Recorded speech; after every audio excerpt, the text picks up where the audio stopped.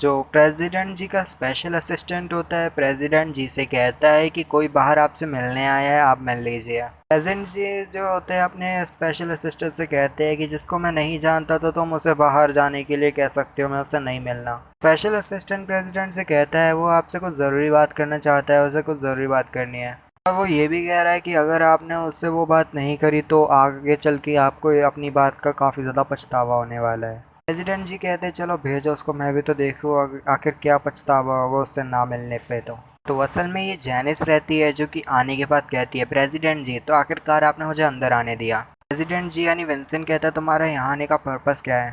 तो पिछले एपिसोड में आपने देखा होगा कि विंसेंट मतलब जो फ्रेया है उसने डेविड के साथ जितनी भी 5 साल पुरानी जितनी भी बात रहती है वो कर दी होती है, और जो जैनिस है उनने जो है जैनिस ने सारी बात को रिकॉर्ड कर लिया रहता है फ्रेया की।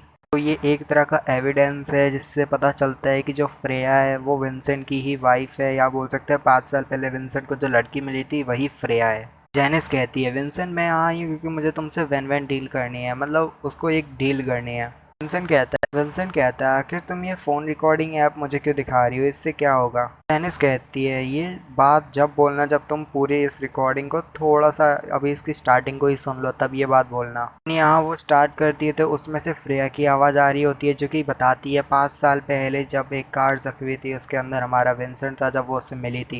एंड वो रिकॉर्डिंग को वहीं पे पॉज कर देती है और उसे पूरा सुनने नहीं देती। और यहाँ पे जो रिकॉर्डिंग को पॉज करने से पहले जो फ्रेया है उसके आखिरी शब्द यही होते हैं, मतलब रिकॉर्डिंग के अंदर उसकी आखिरी लाइन ये होती है कि जो नैन्सी जाओ है उसके साथ विंसेंट एंगेज है तो अब उसका कोई चांस नहीं कि वो यहाँ पे दोबारा से यहाँ पे विंसेंट के साथ शादी कर ले।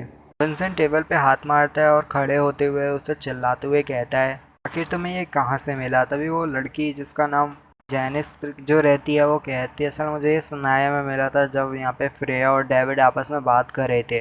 जैनिस सीरियस होती है और फिर विंसेंट से कहती है क्योंकि अब तुम्हारा हो गया हो तो अब हम डील के बारे में बात कर सकते हैं। विंसेंट जैनिस से कहता है आखिर तुम्हें मुझसे क्या चाहिए, क्योंकि मैंने आपको पहले ही एपिसोड में बोल दिया था कि ये लड़की काफ़ी ज़्यादा उदास होती है जब देखती है कि डेविड है वो फ्रेया से गले मिल रहा है। असल में ये लड़की डेविड को लाइक करती है तो वो यहाँ विंसेंट से कहती है फ्रेया को तुम ले लो और डेविड को मेरा है, डेविड सिर्फ मेरा है तो उस वो मेरा ही रहेगा। बस मैं इतना चाहती हूँ कि फ्रेया को तुम अपना बना लो और जैसे तुम दोनों का भी हो जाएगा, और साथ ही जैसी फ्रेया डेविड से दूर चली जाएगी तो फिर डेविड जो है मेरा हो जाएगा। विंसेंट कहता है कि यही है ना, ये तो काफ़ी आसान है और तुम्हें कुछ तो नहीं चाहिए, ठीक है। तो लड़की जो है विंसेंट से कहती है क्योंकि मैं काफ़ी अमीर फैमिली से बिलोंग करती हूँ तो तुम्हें क्या लगता है मैं तुमसे यहाँ पैसे मांगने के लिए आई हूँ। विंसेंट कहता है मुझे ये रिकॉर्डिंग की ज़रूरत है। वो लड़की उसको रिकॉर्डिंग दे देती है, दोनों हाथ मिलाते हैं, इसी के साथ इन दोनों की डील पक्की हो जाती है और फाइनल हो जाती है। हम देखते हैं कि प्रेसिडेंट जी यानी विंसेंट चिल्लाते हुए कहता है जस्टिन, अपने स्पेशल असिस्टेंट को बुलाता है जिसका नाम जस्टिन होता है। जस्टिन भागते हुए आता है और कहता है सर बताइए मेरे लिए क्या काम है। यहाँ पे हम देखते हैं विंसेंट जो है उससे कहता है जस्टिन से कि बताओ मुझे एना के डीएनए के साथ क्या मसला है, तुमने वो देखा और क्या तुमने उसको दोबारा डीएनए देखा। हम देखते हैं कि जो प्रेसिडेंट जी होता है उसको शक होता है कि शायद से जो जो उसका जस्टिन है जो उसका स्पेशल असिस्टेंट है वो भी मिला हुआ है। जस्टिन कहता है यानी उसका स्पेशल असिस्टेंट कहता है कि प्रेसिडेंट जी क्या आप मेरे पे शक कर रहे हो, कि आपको लगता है कि मैंने वो फाइल को बदला इधर उधर करा है। यहाँ पे जो वो होता है प्रेसिडेंट जी विंसेंट कहता है क्योंकि तुम और मैं एक साथ पले बड़े हैं और काफ़ी ज़्यादा मतलब एक साथ ही यहाँ पे बड़े हुए हैं, और मैं तुमको अपना भाई जैसा मानता हूँ तो मेरे को तुम पे भरोसा है, तुम ऐसा नहीं कर सकते। बट मुझे यहाँ पे एक अच्छी सी एक्सप्लेनेशन चाहिए कि आखिर ऐसा ऐसे किया हुआ कैसे। विंस्टन कहता है प्रेसिडेंट जी मैं फिगर आउट कर लूँगा सब कुछ। विंस्टन कहता है वैसे मेरा जो वेडिंग सूट है वो वहीं पे है, ज़रा लेके आना। प्रेसिडेंट जी आखिर आप करना क्या चाहते हो। कुछ नहीं, मैं बस नैन्सी जाओ को एक बढ़िया सा तोहफा तैयार करके उसको देने वाला हूँ। हाँ हम देखते हैं वेडिंग का सीन। हम देखते हैं नैन्सी जाओ जो कि तैयार होकर एकदम बढ़िया खड़ी होती है और विंसेंट का इंतज़ार कर रही होती है, साथ ही विंसेंट की मॉम भी खड़ी होती है। यहाँ पे हम देखते हैं जो विंसेंट की वाइफ जिस मतलब विंसेंट की फियांसी जिसका नाम नैन्सी जाओ है वो अपनी मॉम से कहती है, यानी विंसेंट की मॉम को मॉम करते हुए कहती है कि मॉम आखिर बताओ वो प्रेसिडेंट जी यानी विंसेंट आखिर है कहाँ, वो अभी तक यहाँ क्यों नहीं आया। देन यहाँ पे विंसेंट की मॉम कहती है तो कोई बात नहीं वो आ जाएगा, अभी पहुँचता ही होगा। तो मैं अब से नैन्सी जाओ को सिर्फ जाओ बुलाऊंगा। जाओ सोच रही होती है कि अचानक से उसकी आंख क्यों फड़फड़ा रही है। उसे लग रहा है कुछ ना कुछ खतरनाक होने वाला है और यहाँ पे कुछ ना कुछ बुरा होने वाला है। सारे लोग चिल्लाते हुए कहते हैं देखो दूल्हा भी आ गया और कितना हैंडसम है। जाओ चिल्लाते हुए कहती है मुझे पता था कि मेरा हस्बैंड जो है ऐसा नहीं आने वाला, फ्यूचर हस्बैंड वो ज़रूर आएगा, मतलब ज़रूर आएगा, मुझे यकीन था और वो देखो आ गया। विंसेंट की मॉम अभी भी गुस्सा होती है और कहती है विंसेंट तुम यहाँ क्या कर रहे हो, जल्दी आओ, इधर आओ। विंसेंट अपनी मॉम से कहता है अरे वो तो बस कंपनी में कुछ मसला था तो उसको सॉल्व करने के लिए थोड़ा बिजी था।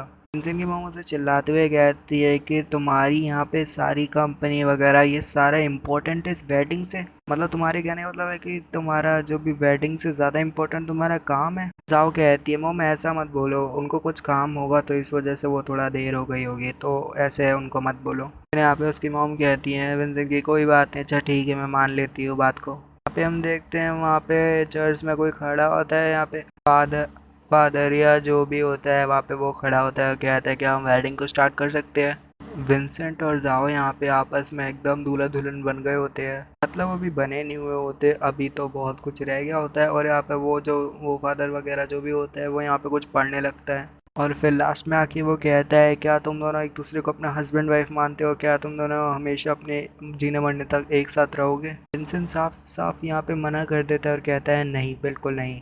जो जाओ होती है वो धीरे सी आवाज़ में कहती है विंसेंट आखिर तुम ये क्या कह रहे हो।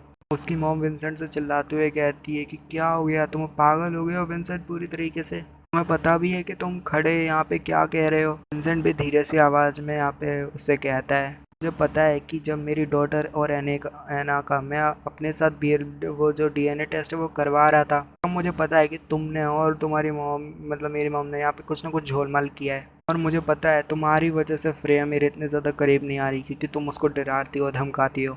और मुझे पता है फ्रेया तुमसे कई गुना ज़्यादा अच्छी है, वो तुमसे तो बहुत ज़्यादा अच्छी है। और मैं सच कह रहा हूँ कि मैं तुम्हें जान से मार दूंगा अगर तुमने उसको दोबारा अगर हर्ट वगैरह किया तो।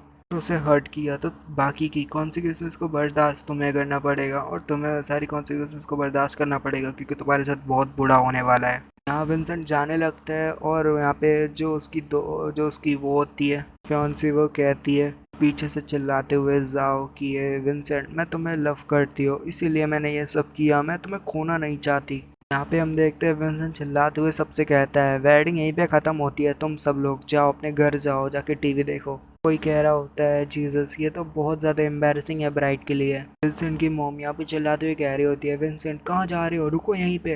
विंसेंट अपनी मॉम की नहीं सुनता और वहाँ से चला जाता है। हम देखते हैं कि जाओ काफ़ी ज़्यादा गुस्से में होती है और कहती है फ्रेया वैन ये सब तुम्हारी वजह से हुआ है, अब मैं तुम्हें यहाँ पे नहीं छोड़ने वाली, तुम्हें तो इसके कॉन्सिक्वेंस को भी तुम्हें भी बर्दाश्त करना पड़ेगा। हम देखते हैं फ्रेया को उसी कंपनी में जहाँ फ्रेया कुछ सामान को पैक करी होती है और कहती है आज एना का स्पेशल दिन है तो मुझे उसके लिए गिफ्ट को पैक करना होगा। कुछ लोग खड़े उसको देख रहे होते हैं और साथ ही उसे गाड़ी में धर लेते हैं। फ्रेया यहाँ पे काफ़ी ज़्यादा चिल्ला रही होती है आखिर तुम लोग कौन हो और मुझे ऐसे क्यों किडनैप कर रहे हो। फ्रेया की आंखों में पट्टी बंधी हुई होती है। फ्रेया को एक खाली सी जगह पे बिठा दिया जाता है, एक कुर्सी पे, सिर्फ एक कुर्सी, उस पे उसके हाथ पैर बांध दिए जाते हैं और वो कह रही होती है कि आखिर तुम्हें मुझसे क्या चाहिए। सोच रही होती है कि यहाँ कोई होगा पर यहाँ पे तो कोई होता ही नहीं है। फ्रेया कहती है बस अब मजाक बहुत हुआ, कौन हो जो मेरे को यहाँ पे किडनैप करके लाए हो, आखिर तुम्हें मुझसे चाहिए क्या जो तुम मुझे यहाँ पे किडनैप करके लाए हो। हम देखते हैं जो वो एक अचानक से उसके पास कोई आता है और कहता है तुम मुझे बताओ। जैसे वो सुनती है कि तुम मुझे बताओ ये आवाज़ सुनती है तो वो कहती है ये आवाज़ तो नैन्सी जाओ की है।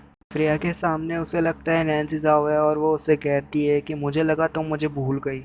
नैन्सी जाओ से वो कहती है फ्रेया कि आखिर तुमने मुझे किडनैप क्यों किया है और तुम मुझे एक खाली सी जगह पे क्यों लेके आई हो, अगर तुम्हें मुझसे क्या चाहिए। यहाँ पे वो काला सा बंदा उसे कहता है कि चलो छोड़ो मुझे क्या चाहिए। यहाँ पे जो नैन्सी जाओ नहीं सॉरी फ्रेया कहती है कि तुम परवट कहीं के। वो फ्रेया पे चिल्लाते हुए कहता है काला सा शैडो कि आखिर तुम्हारा मसला क्या है, तुम विंसेंट के इतने ज़्यादा क्लोज क्यों आ रही हो, वो विंसेंट तुम्हारी सपने देखता है रात और दिन, वो तुम्हें पाने की ख्याल देखता है, आखिर ये क्या चल रहा है। फ्रेया यहाँ रोने लगती है और कहती है विंसेंट तो आपने आपको टॉर्चर क्यों कर रहे हो। वो काली शर्ट उसके पास आके कहती है तुम 5 सालों से उसके दिमाग में थी और हमेशा वो तुम्हारे ही ख्याल देखता है और तुम्हें पाने की चाहता है। फ्रेया वैन कहती है कि वैसे भी तुम्हारी तो एंगेज्ड है और तुम्हारी तो शादी भी है ना, तो तुम्हें आखिर मुझसे और क्या चाहिए, अब तुमने विंसेंट को मुझसे ले भी लिया है, अब तुम्हें और क्या चाहिए मुझसे। वो फ्रेया से कहता है काला शेडो कि तुम्हें थोड़ा सा लिटिल लिटिल टॉर्चर करना है। फ्रेया उसकी बातों से बिल्कुल घबरा नहीं रही होती है, बिल्कुल एकदम डट के उसका सामना कर रही होती है। पर यहाँ पे वो एक बंदा जो वो काला शर्ट रहता है वो उससे कहता है तुम्हारे जो पेरेंट्स हैं और तुम्हारी डॉटर भी यहीं पे है, और तुम मेरे सामने यहाँ एकदम एकदम शांत रहने की एक्टिंग कर रही हो क्यों, है ना। और यहाँ पे फ्रेया सोचती है कि उसकी फैमिली चल रही है। फ्रेया को यहाँ पे काफ़ी ज़्यादा गुस्सा आता है, पर वो और कुछ कर भी नहीं सकती क्योंकि वो बंधी हुई है और उसके आँख में पट्टी भी बंधी हुई है। फ्रेया चिल्लाते हुए कहती है आखिर तुम्हें क्या चाहिए और तुमने मेरे को यहाँ पे क्यों रखा है, जबकि यहाँ पे तुम्हारी तो शादी भी हो गई है। मेरा को छोड़ दो और मेरी फैमिली को भी जाने दो। फ्रेया कहती है 5 साल पहले तुमने मेरे को फोर्स किया था विंसेंट को छोड़ने के लिए। मेरे फादर्स को भी डिसेबल कर दिया, मतलब मेरे फादर को भी डिसेबल कर दिया तुमने। मेरी रिवर सिटी में तुमने जॉब भी वहाँ से वो कर दी और वो हटा दी। एक तो तुम मुझे यहाँ किडनैप करके ले आई हो, ऊपर से मुझे पता भी चल गया कि तुम ये थे जिसने डीएनए टेस्ट को भी बदलवाया था। फिर यहाँ पे वो काफ़ी ज़्यादा ज़ोर से रोने लगती है और कहती है आखिर तुम मुझे हर्ट क्यों कर रही हो, मेरी फैमिली को हर्ट क्यों कर रही हो, जबकि मेरे तो तुम्हारे साथ कोई ताल्लुक भी नहीं है, तुम्हारी तो शादी भी हो गई है। बाकी की कहानी नेक्स्ट एपिसोड में देखेंगे। सो मिलेंगे अगली वीडियो में, तो इसके लिए साइनर प्लीज गुड बाय।